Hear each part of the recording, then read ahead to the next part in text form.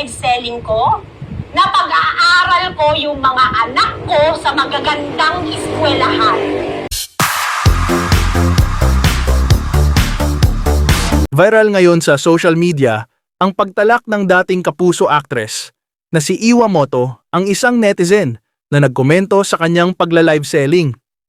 Hindi nakapagtimpi si Iwa nang mabasa ang post ng basher habang nagla-live sa TikTok para magbenta ng skincare products.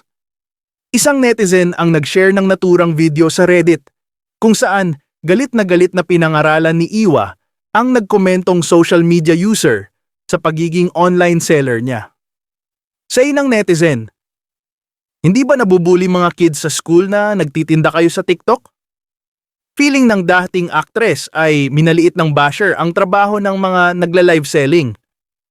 Diretsahang binalaan ni Iwa ang basher na huwag maliitin ang mga kagaya niyang kumikita sa pamamagitan ng online selling. Idinagdag pa ni Iwa na marangal ang ginagawa niyang trabaho at walang masama sa pagtatrabaho para sa pamilya. Hindi rin siya nag-atubiling magsalita laban sa panghuhusga ng iba sa kahit anong uri ng trabaho. Tinanong ni Iwa ang basher kung naiintindihan ba nito ang kahalagahan ng kanyang ginagawa para sa pamilya. Bago matapos ang video, nag-iwan pa si Iwa ng matinding babala. Never ever, lalo na yung mga naghihirap at nagsusumikap. Never ever na mamaliitin, lalo na sa platform ko. Ako mismo makakalaban mo, sabi ng dating aktres. Maraming netizens ang nagpahayag ng suporta sa matapang na pahayag ni Iwa. Anila'y mahalagang paalala ito na walang mababa o mataas na trabaho basta't marangal at walang inaagrabyado. Sa panahon ngayon, ayon sa ilan, ang ganitong paninindigan ay nagbibigay inspirasyon sa mga ordinaryong manggagawa na patuloy na nagsusumikap para sa kanilang pamilya. To stay here at home, do live selling so I can earn, plus be with my family. So guys, wag niyong mamaliitin ang mga online sellers. We are working our ass off, we are doing our best, and we are not hurting anyone. Okay? This is a decent job. Hindi katulad ng mga scam, mga ganyan. Bitch, no. You do not do that. Not here. Not in my platform. Okay?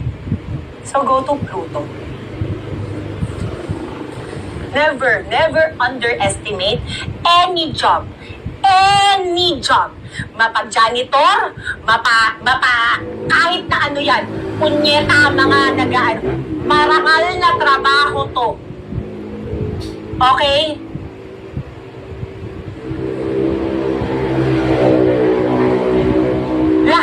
Lahat ng klase ng trabaho. Lahat ng klase. Alam mo ba, na itong pagla-live selling ko, na pag-aaral ko yung mga anak ko sa magagandang eskwelahan. Ikaw? No.